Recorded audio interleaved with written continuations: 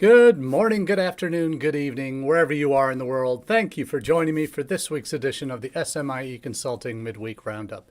It's Wednesday, March 29th, 2023, and today we're going to be asking and answering 3 questions we've been hearing from international educators over the past 7 days. And as we do each week on the Roundup, we take our questions from the themes we see developing in our newsletter that goes out each Monday. And that newsletter is called All the SMIE News Fit to Share. And there are a couple different ways that you can subscribe to that newsletter. I'll be dropping in the link to our chat to our smieconsulting.org/subscribe website, where you can sign up for the email version of the newsletter.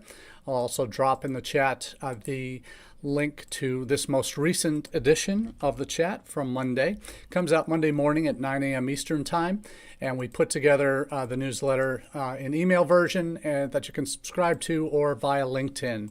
And our LinkedIn subscribers, there's nearly 1,000 on LinkedIn and 100 on the email, so joining a larger community of international educators that are getting that newsletter delivered to them either in their LinkedIn feed or into their email inboxes Monday mornings each week. But we divide that newsletter into 2 different sections: social media and international ed news, and oftentimes where those overlap. And with regard to social media and international ed, you'll see sometimes both of those topics will be covered here on the Midweek Roundup, where we go more in depth into some of the questions raised by these news stories about how these topics really can influence what we do in international education. And we go into some bigger picture issues oftentimes and take a look at things from a global perspective, as we need to do in international education. That's our jobs, to be aware of the world around us and events that affect what we do in our field. And we'll go through some of that today on the Roundup. So as we do each week, let's get started with our first question. That is, what does the future hold for TikTok, and why does that matter? So anyone who's been, unless they've been living under a rock for the past couple of years, in fact, going back to the Trump administration, TikTok has been in the spotlight for U.S.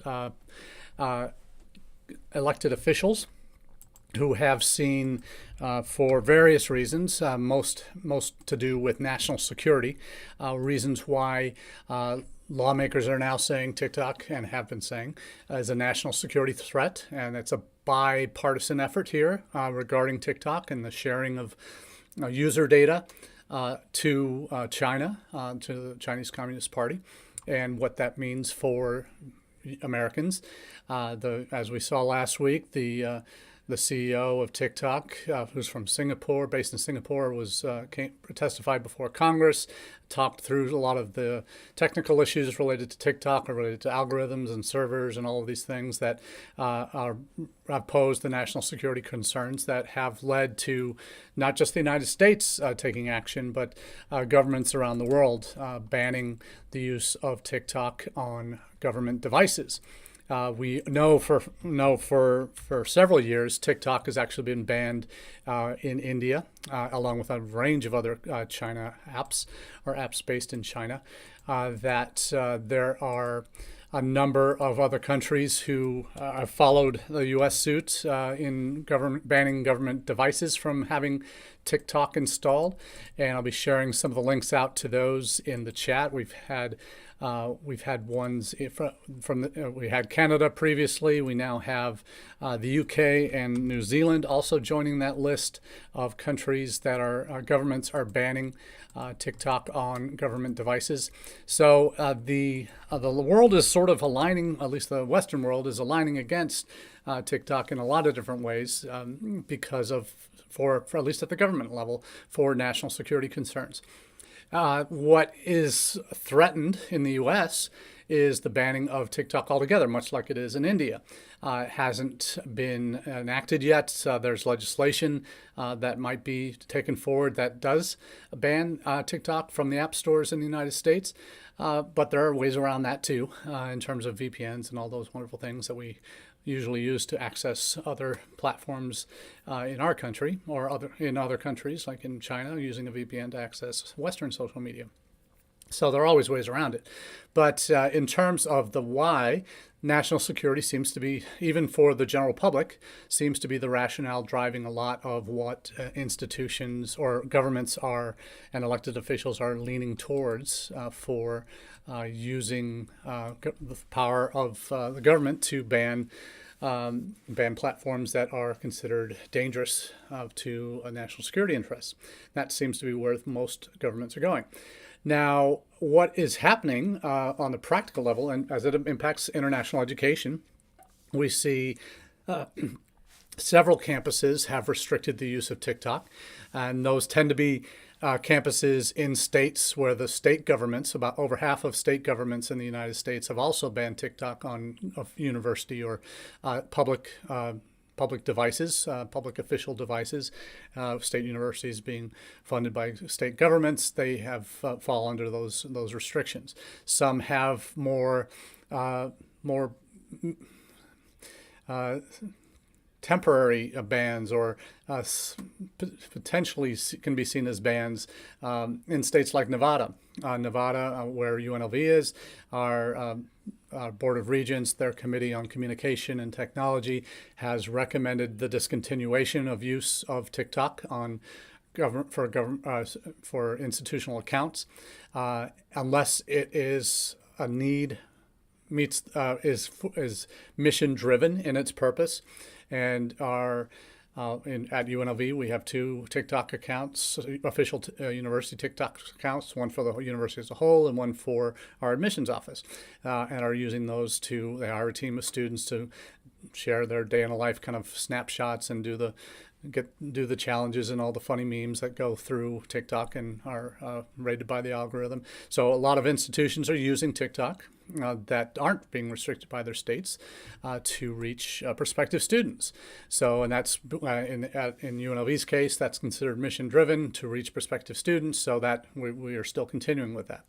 But what I think is happening is this talk of banning is coming at a time where a lot of universities are using it not only to reach overseas students, but are trying to primarily using it to reach domestic students, since there are 150 million Americans on this platform, the greater majority of which are in that pre-college to college age demographic. So that's this short form video app that TikTok is really helping to reach an audience where they are, that they're spending a ton of time on, and that 2/3 in a 2022 Pew Research study, 2/3 of teenagers are using TikTok, making it a vital recruitment tool, according to an Inside Higher Ed article.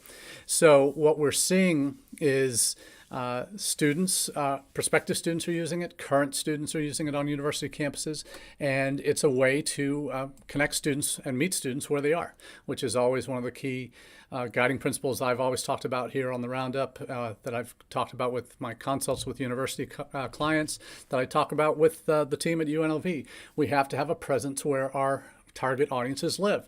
And our target audiences, if they're domestic students, are living on social media, living particularly on TikTok at this point in time. Won't always be that way. There'll be another one that comes along, I'm sure. But we have to have a presence where they are. And that means a robust online presence on platforms where they spend their time. So this Inside Higher Ed article shares some important, not some important examples, but it shares some examples on different college campuses from Washington University, their TikTok account, and also we've seen a couple of others that are featured in this article too, Columbia University and another institution, a lesser-known institution, Montevallo University. So University of Montevallo and Alabama. So there's some great examples of universities that are using TikTok well at this point. So it's a matter of will these continue to bear a lot of fruit for those universities, and will they be allowed to? And the question will come in what the future lies for TikTok in the United States. A lot of commentators have said this is a bargaining tool to ensure the security of data storage for TikTok. The CEO made the claim that all the servers are are U.S. based for U.S. TikTok users, and that none of that data is shared with the Chinese Communist Party or the government in China. The challenge will be, and where a lot of those that are commenting about this are concerned primarily because of national security laws in China passed in 2017, any Chinese citizen or company has to turn over information from its government, from its personal records or user records to the Chinese government on request. There's no ifs, ands, or buts about it. They have to do that. And the reason why in the U.S. that's a concern, ByteDance, who is the parent company, is China-based. That TikTok, that as it operates in the United States, is owned by ByteDance. So any requests from the Chinese government for user data from ByteDance products, and TikTok's one of those, would have to be revealed to the Chinese Communist Party. And for obvious reasons, the U.S. government is opposed to doing that. So that is, if it's a way to get 51% ownership of TikTok in U.S. hands so that they control the data, the U.S. company controls that data decisions, not the Chinese Communist Party. That would be probably what most U.S. Elected officials would be angling for.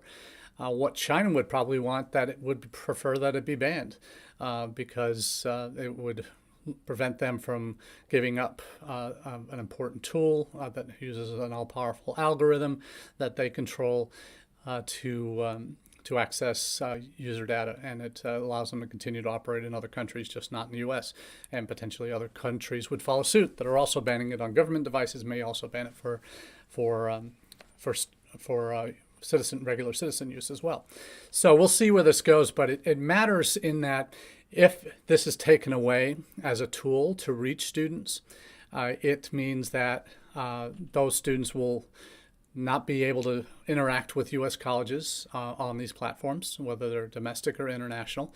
That it means that a very significant channel is now taken out of the equation and will force universities to reach these students in other ways. So it is going to require some flexibility and adaptability if decisions get made that will negatively impact what an institution is able to do in terms of reaching students. So backup plans need to be made, if they haven't been already, to address the potential fallout from a government ban that applies to all U.S. citizens not being able to have access to TikTok. So we'll see where this goes, but it's certainly one to watch. And as more institutions that are using TikTok maybe have let their voices be heard, you may see a groundswell of support for continuing TikTok to exist in the United States, or it may just fall on deaf ears depending on how the political winds blow. So we'll keep you posted, obviously, here on the Roundup as to what that looks like, and obviously in the newsletter as well. Now, here's a really interesting topic. And when I first was writing the headline for this, this question, I was like, is that really going to make sense? And it may need some further explanation. That's why we have the Roundup, to go a little deeper on these topics. Second question is, why should Australia recruitment in Latin America worry U.S. universities? Okay. Australia, beginning in the early 2000s, probably early to mid-noughties, started to become active in recruiting students in Latin America. And they were doing this for a lot of the same reasons that U.S. colleges are now needing to diversify beyond South and East Asia. Though those countries in South and East Asia will, for the foreseeable future, represent the bulk of all international students, the greater majority of international students that study in the United States. It's currently at about 70%. So what's that come from South and East Asia? So why, when Australia made this realization back in the mid-noughties, they realized that, hey, we need to look beyond, and the numbers aren't huge, like China or India, never will be, but in terms of their numbers coming from Latin America. We talked a little bit about this a month or two ago. About a month ago, we talked about Canada's recruitment in Latin America, how their numbers recruiting students from Mexico, overall, their numbers of Mexican students studying in Canada are almost at our levels, just over 10,000 of Mexicans in the United States. I think the numbers from Open Doors suggested there were about 14,000 or so in 2022. In the 2021-22 Open Doors report were from Mexico. In Canada, they're already over 10,000 from Mexico, and they're closing in, and those numbers are growing quite rapidly, and similarly in Latin America. But what we're seeing for Australia is something quite similar. There are two countries that, in particular, that are indicated in this Pi News article that focuses on Colombia. The tag is Colombian student numbers highest ever for Australian universities. The total number of Colombians at the end of 2022 came in at 28,437. And that includes enrollments and commencements and year-to-date visa lodgement figures offshore. So what does that mean? Where are we for Colombia? Colombians in the United States, currently just over 8,000. Let that sink in for a minute. There are 3 times more Colombians studying in Australian universities than they are in the United States. Colombia is a top 25 sender to the United States, coming in around 18 or 19 or so in the most recent Open Doors report. So that's only with 8,000. Well, Australia has triple that currently from Colombia in Australia. How have they done that? They've done that through recruitment fairs. They've done that through scholarship schemes they've used Austrade, their version of the Department of Commerce, to reach students in Colombia for years. And not just in Colombia, but throughout Latin America. And another country is Brazil. Number of Brazilians in Australia. And Brazil, keep in mind, Brazil at one point in the U.S. was probably in the 20s, mid-20s, maybe, I think was the highest, 20,000 plus Brazilians in the U.S. during the scientific mobility days that were studying at U.S. institutions, many of which were non-degree students doing that year exchange. But the Brazilian numbers in the United States currently are less than 15,000 as of the 2022 Open Doors report. Less than 15,000. Brazilians studying in Australia, over 24,500 as of the end of 2022. So those numbers should be a wake-up call for U.S. institutions to think that Latin America, that's just our backyard. We own that. They'll always come to us. Wrong. We're being skinned by our competitors from other markets, from Australia. We're starting to see it from Canada.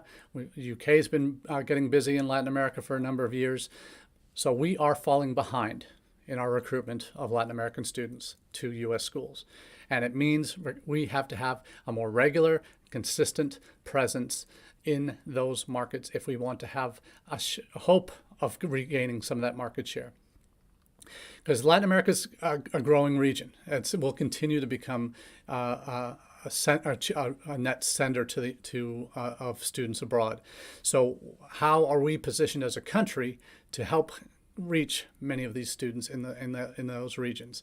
And we know in the U.S., Mexico, Colombia, Brazil are the top senders from Latin America to the United States. But when we look at the overall numbers, we're getting beat by Australia quite significantly in Brazil and Colombia, and Canada catching up with us in Mexico. So we have a lot of work to do if we're gonna keep and expand our market share in Latin America. And absolutely, first thing I tell my leadership on campus is we never have been active in Latin America, but we cannot take it for granted.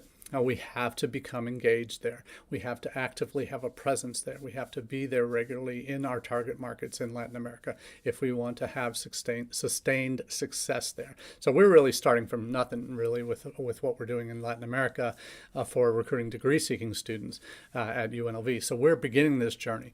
But when I talk to other colleagues, when I shared this one article and the numbers with them, I get a lot of surprised looks from colleagues when they see, whoa, they're kicking our butts down in Colombia. They're kicking our butts in Brazil. How did this happen? Well, they started 15 years ago, becoming more active in Latin America. So in terms of what next steps we need to be taking as institutions, it's making sure we have a presence whether in-country reps, whether working closely with EdUSA, now that we can travel there regularly, getting in-country on a regular basis to our key markets, participating in visits to schools and fairs, becoming a part of the fabric of the educational establishment in those countries, identifying institutional partnerships that can potentially lead to pipelines of students both ways. So there's a lot of work to be done when it comes to these partnerships, and a lot of attention that we haven't been paying to Latin America. We need to be certain that we are moving forward, because it shouldn't be just the border states or the southern U.S. states that are active in recruiting in Latin America. All of us can be active in recruiting in Latin America across the country. So that's my call and plea to my U.S. colleagues. Get yourself to Latin America. Get there in country. It's a long-term relationship, and that's why it's taken 15 years for Australia to see the gains that they've had. In terms of what's coming down the road, there are more fairs that are popping up. Some of the Education USA fairs have become huge in recent years, but they are telling us how much we're behind compared to the competition down there. So I think it's important for all of us to take a close look at some of these key markets. And if we have already large populations on our campus from Latin America, we need to be utilizing them in recruitment of future students. We can't take them for granted anymore in terms of that they'll just come, because we've had students before.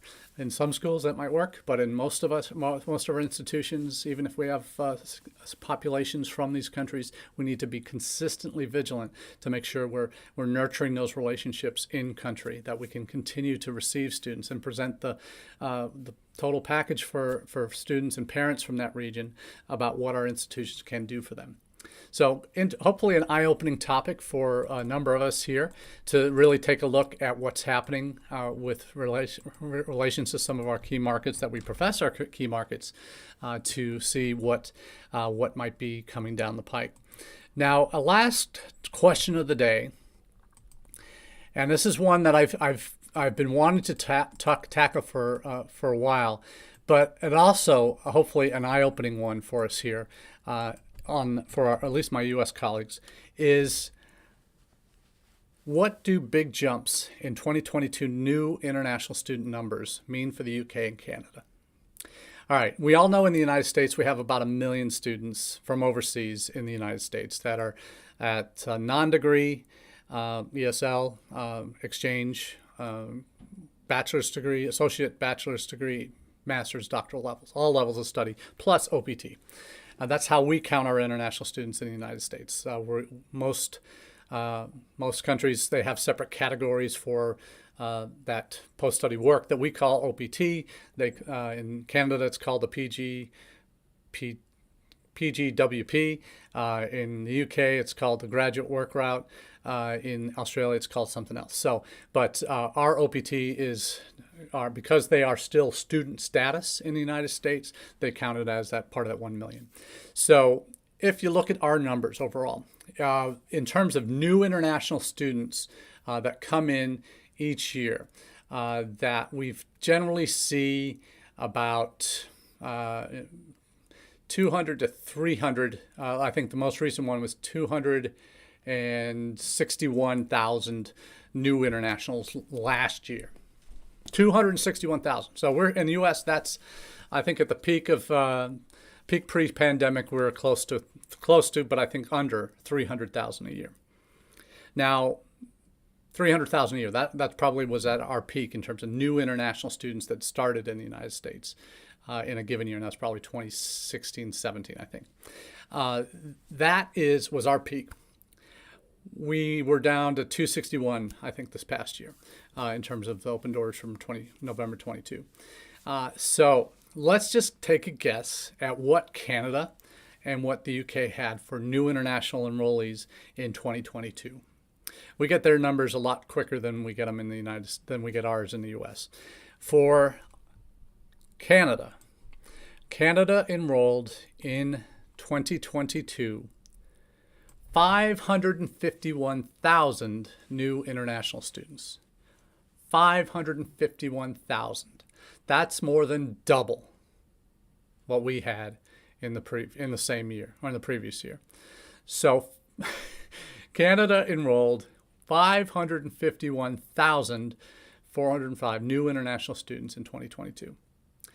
Now, that catapulted their total numbers to over 800,000 international students currently in Canada on study permits, or our version of student visas. So in 1 year, they took in more than double what we took in last year. So Canada's higher ed system is a lot different because those numbers, that 800,000 number, also includes their vocational education sector, which is absolutely enormous. Same in Australia. Students that enroll in vocational education, 1 or 2, 3-year diplomas, and then getting work permission from there, those numbers are astronomical in Canada.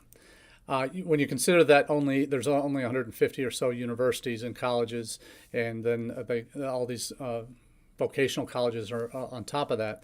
That I don't have the breakdown, and the Canada article does not put the breakdown as to how many of those were university level, how many were vocational level. But their vocational education sector, and Australia's, puts ours to shame in the U.S. Our M1 visa numbers, which is where our vocational students count for the most part, are under 50,000 in terms of total numbers. So we are we are falling behind. Is the easiest way to put that. Now, these are the numbers for Canada: 551,405 new international students in 2022. We enrolled 261,000 in 2021-22. So in that academic year. So more than double Canada has new international students that started this past year. So again, we're well behind there. For the UK, UK had in 2022 nearly 490,000 new international students, an 81% increase over pre-pandemic levels, not just the year before, where the pandemic was still in effect. China and Nigeria, number of important South Asian markets, are their main drivers. 90% of their student visas are for higher ed. So this is unlike Canada, where it's maybe even half and half of their international study permits, student study permits, are for vocational. I'm guessing that's what the number is, but that's the percentages at least. In the UK, it's 90% of theirs are for higher education of their new students. So again, we had 261 in 21-22. In 2022, UK had 490. So not quite double, but certainly significantly more than we take in the US last year. We're falling behind. What does that mean? For the UK, their numbers are driven largely by graduate students because of the decline, as we have seen in the US, they've seen in the UK as well, a decline in Chinese undergraduates. But they have been killing it during the pandemic and coming out of the pandemic, killing it with China and Nigeria. Their numbers have been escalating dramatically. That the majority of those that are coming from India, from China, are for postgraduate programs. Typically, primarily, they're 1-year master's degree programs. That's where they've seen their growth grow most significantly over the last 3 years. So that 490,000 new internationals puts us to shame. More than 230,000 more new students went to the UK than came to the US in the last year. So we are behind these two competitors in terms of total volume of new international students starting over the last 2 years. So we've got a lot of work cut out for us, don't we, here in the US? So I wanted to leave those two numbers with you because they really jump off the page at me. And I think for all of us, these are the kind of numbers that we need to be sharing with our leadership on campus, to share with them how significant other countries are in their successful international student recruitment and how we in the U.S. are falling behind. Now, we won't know our new numbers until from this current academic year until November, when the next Open Doors comes out. But for these new numbers that we're seeing in Canada and the UK in particular, we have a lot of work to do. So that's my message for all of you as we leave today, leave the roundup here today, is to recognize just how much work there's left to be done and how much we can learn from our competitors and sectors that we need to develop more in the United States to be more competitive abroad for the same students. So until next time, that's all we have for you on the Midweek Roundup. Have a very good rest of your week. Cheers.